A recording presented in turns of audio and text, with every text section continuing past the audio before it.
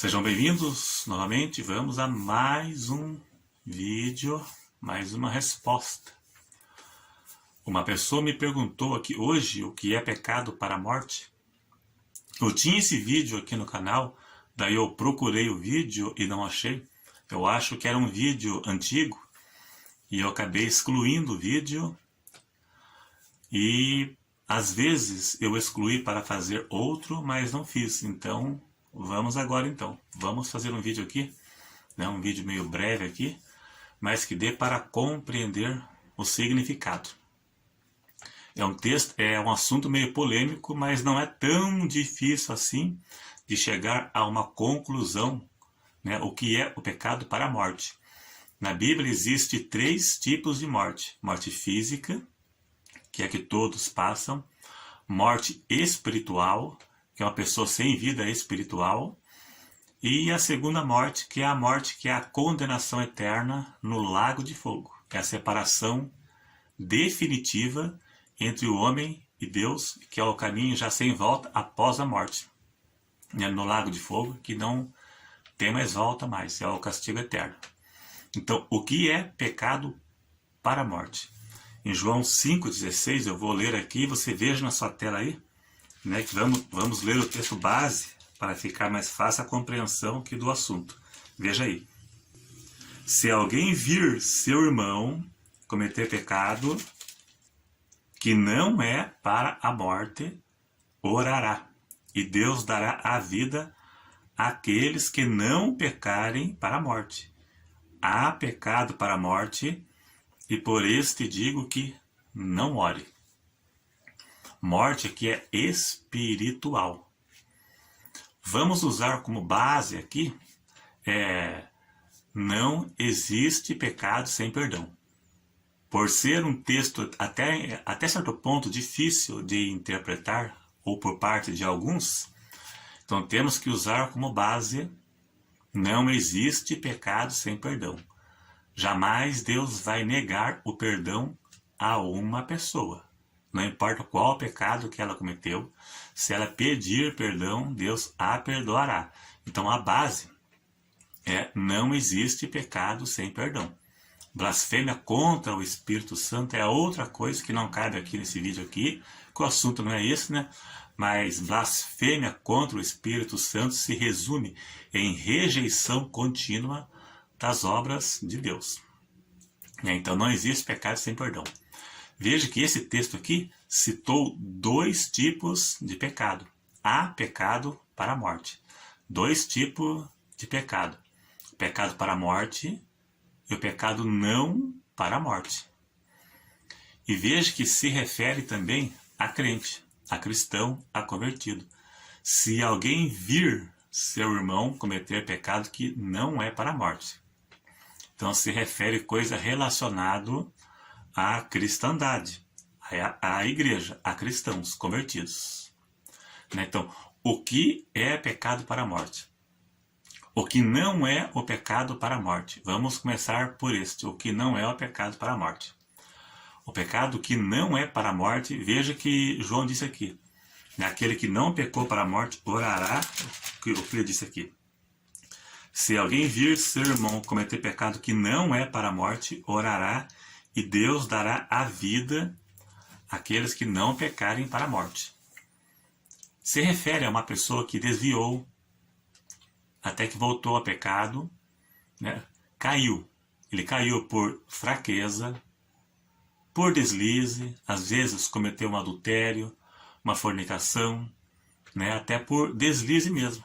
Ele deu lado para a carne e acabou caindo, que é o que mais acontece por aí, jovens que caem com moça e rapaz, né, cometeu um deslize, e ele tinha temor de Deus, ele simplesmente cometeu um deslize, a fraqueza, se cedeu à carne e caiu. Outros por desânimo, se desanimou por algum motivo, esfriou, né? Então nessa condição, é uma condição que a pessoa reconhece, não importa o tipo de pecado, mas a pessoa reconhece que está em pecado. Ela reconhece e deseja voltar, mas ela está fraca espiritualmente. Não tem mais forças. Esse é um tipo de pecado onde a pessoa reconhece e deseja voltar. Esse é o tipo de caso recuperável.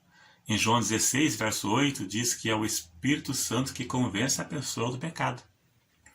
E essa pessoa deseja e reconhece que está em pecado. Esse é um tipo de pecado que João diz que pode orar, que Deus dará forças espirituais novamente a esta pessoa, e Deus vai restaurar a vida espiritual desta pessoa, que ela está fraca espiritualmente, e Deus dará vida novamente para ela, né? Porque tem uma ação do Espírito Santo aí de convencer a pessoa do pecado, onde ela reconhece que está em pecado.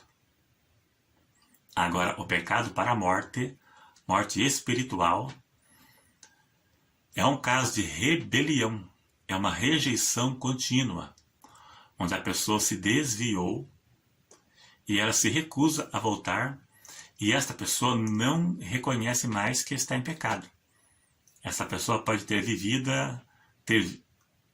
ter tido vida espiritual, tinha comunhão com Deus, né? Tinha experiências com Deus, e essa pessoa se desviou e às vezes até nega o que ela viveu, não reconhece mais, né? Rejeita voltar e não reconhece mais.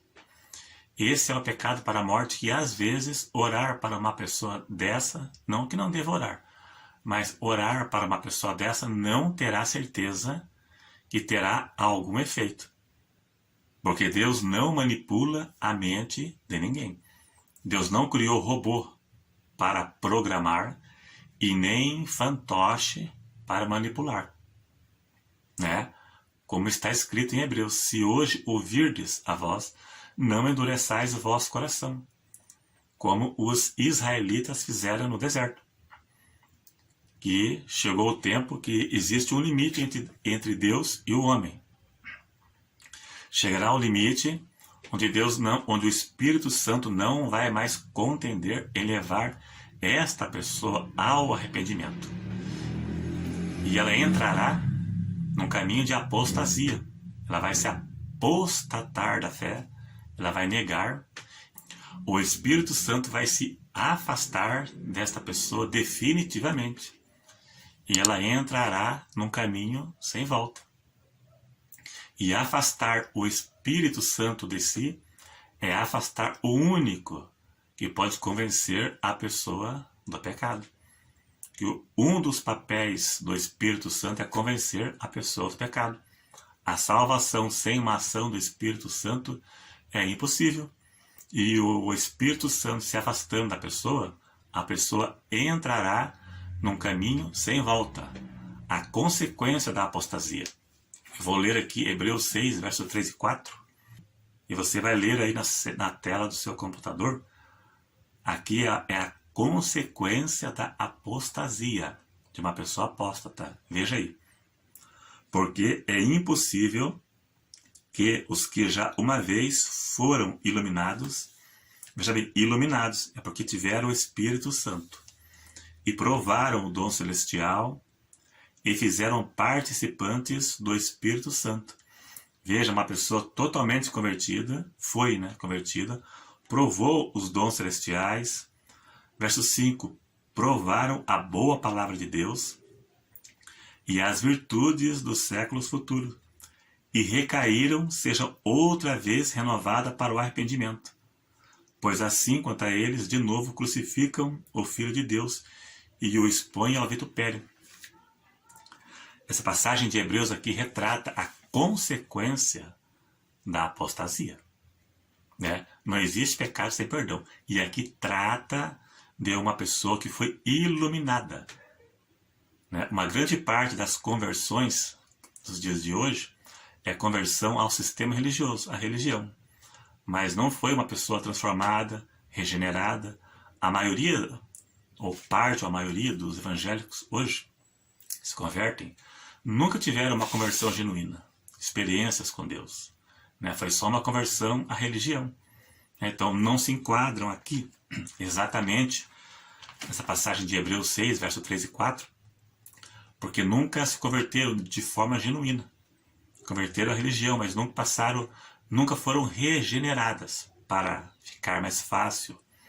O esclarecimento, nunca foram regeneradas. Então não se enquadra bem aqui em Hebreus e nem no livro de 1 João, né, que eu acabei de ler aqui, João 5,16. Não se enquadra, porque não foram convertidas. Nunca se converteram. Nunca tiveram nenhuma experiência com Deus. Nunca receberam o Espírito Santo.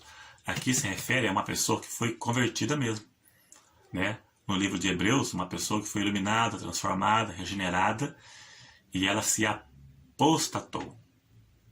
Virá um tempo onde só Deus sabe, só Deus é quem sabe, esse tempo aqui, onde o Espírito Santo vai se afastar da pessoa de forma definitiva e não vai mais contender ou se esforçar em levar esta pessoa ao arrependimento. Ela entrará num caminho sem volta, pecado para a morte. Não tem mais volta para ela, né? Se pedir perdão, a pessoa terá perdão, mas quando o Espírito Santo se afastar, é Ele quem convence do pecado, é Ele quem transforma, é Ele quem regenera. Sem Ele, a pessoa está perdida. Então existe um limite entre Deus e o ser humano, desde o tempo de Noé, né? No tempo de Noé foi 120 anos, até que a porta da arca se fechou. Israel no deserto, tiveram 40 anos, né? Foram destruídos. Então, entre Deus e o homem sempre existiu um limite até chegar o dia do juízo. No Velho Testamento, como existiu o juízo terreno, né? Os cananeus, Sodoma e Gomorra, Noé. Então existe um período determinado por Deus quando virá o juízo, né? Como também o juízo dos israelitas no deserto, morreram prostrados no deserto.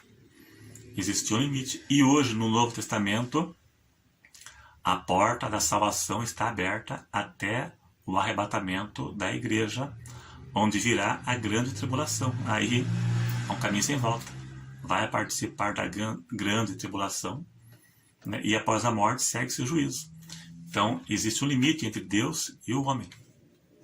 Quando Deus vê as costas, o Espírito Santo se afasta, a pessoa entra num caminho sem volta, cometendo o pecado para a morte, né? Muitas pessoas aqui julgaram, até alguns já me disseram no canal, há tempos atrás, de uma igreja que eu não vou dizer o nome, né, porque não precisa. Pecado para a morte. Ah, blasfêmia contra o Espírito Santo. Não tem perdão. Mas o que é blasfêmia contra? Qual o pecado? Eu pergunto para a pessoa. Qual é o pecado que se caracteriza sem perdão? Daí a pessoa falava, né? Adultério. Fala, mas Deus perdoou Davi. Quem disse que adultério não tem perdão? Se um adúltero pedir perdão para Deus, não tem perdão? Ah, é fornicação. Fornicação tem perdão. Né? O rapaz da igreja de Corinto, né? Paulo disse, seja entregue a Satanás para a destruição da carne, para que o espírito seja salvo no dia do Senhor. Todo pecado tem perdão. E a apostasia que é coisa de religião. É alguém que foi regenerado, não é pessoa do mundo que morreu no pecado. Alguns já me disseram que a Bíblia diz que os bêbados não herdarão o reino de Deus, né? Os adúlteros não herdarão o reino de Deus, mas aqui se refere a pessoas que morreram sem arrependimento, né? Quando Paulo disse, né, que nem os bêbados, nem os adúlteros, nem os ladrões. Apocalipse também diz, mas ali se refere a pessoas que morreram sem arrependimento, não que esses pecados não tenham perdão, né? Pois está escrito, né, que os que roubavam, que parem de roubar e trabalhem com as suas mãos e dividam com aqueles que não têm, né? Todo pecador está convidado ao arrependimento, como também desviados. Tem a Lucas 16 ou 15, se não me engano, cita 3 parábolas que falam dos desviados. Filho pródigo, dracmas perdidas e as 100 ovelhas. 3 parábolas que falam dos desviados. Desviado tem perdão. Eu já respondi muitas pessoas aqui que achavam que não tinha mais perdão, né?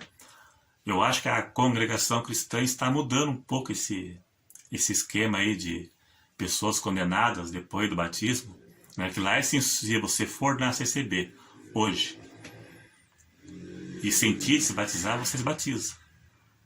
Mas depois disso, se você pecar, você está condenado. Não sei se ainda é bem assim que Surgiu um boato e uns relatos que as pessoas até me mandaram aqui, postagem aqui, dizendo que eles estavam mudando essa visão acerca do pecado sem perdão, né? Porque até tem a internet hoje que esclarece bem, e muitas pessoas até nem estavam indo lá mais por causa disso aí, que antigamente não existia internet, então a palavra final era deles. Qualquer igreja sempre era a palavra final.